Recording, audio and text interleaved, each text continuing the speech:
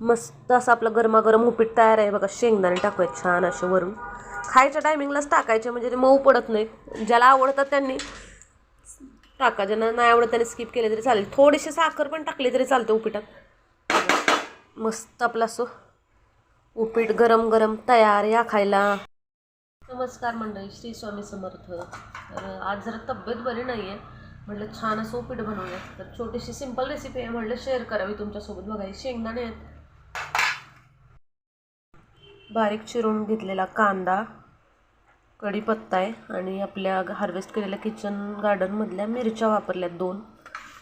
हा 1 वाटी रवा घेतला आहे. आता आपण हे घमेलं किंवा तुम्ही कढई म्हणू शकतात, आपण गॅसवर ठेवून घेऊ.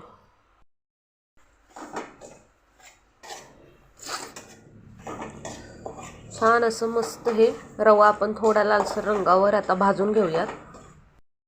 आधी रवा थोडासा लालसर होत आला की मग त्याच्यामध्ये आपण तूप टाकायचं. तूप आधी टाकलं की तूप करपून जातं सगळं, त्यामुळे आपण हे नंतर टाकायचं थोडंसं लास्टला तूप. उडदाची डाळ पण घालते उपीटामध्ये. थोडीशी उडदाची डाळ इथे गरम पाण्यात भिजत टाकली आहे. इकडे आपण आता रवा भाजून घेतोय. आता रवा भाजून झालं की आपण हे शेंगदाणे, रवा मस्त गुलाबी रंगावर भाजलेला आहे आणि इकडे मी पाणी पण उकळायला ठेवले.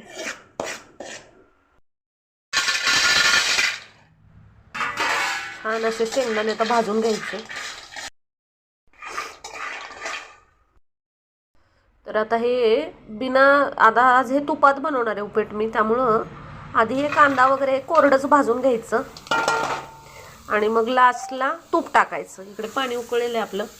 तुम्ही म्हणाले असं का केलं, तर तुम्ही तूप आधी टाकलं तर ते सगळं तूप करपून जातं, म्हणून आधी आपण हे नुसतं कोरडंच भाजून घ्यायचं. बघा, छान असं कांदा लालसर होईपर्यंत कोरडंच भाजून घ्यायचं आणि नंतर लास्टला तूप टाकायचं थोडंसं. असं कांदा लालसर होत आला, याच्यामध्ये बघा घरचं आपलं साजूक तूप टाकलं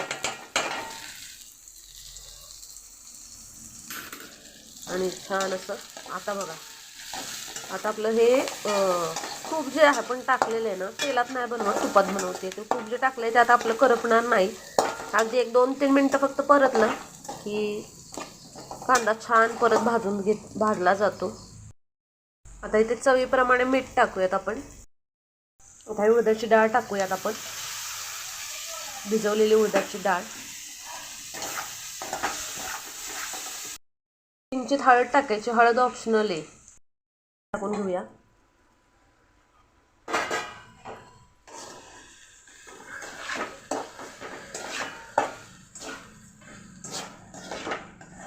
छान असं परतून घ्यायचं.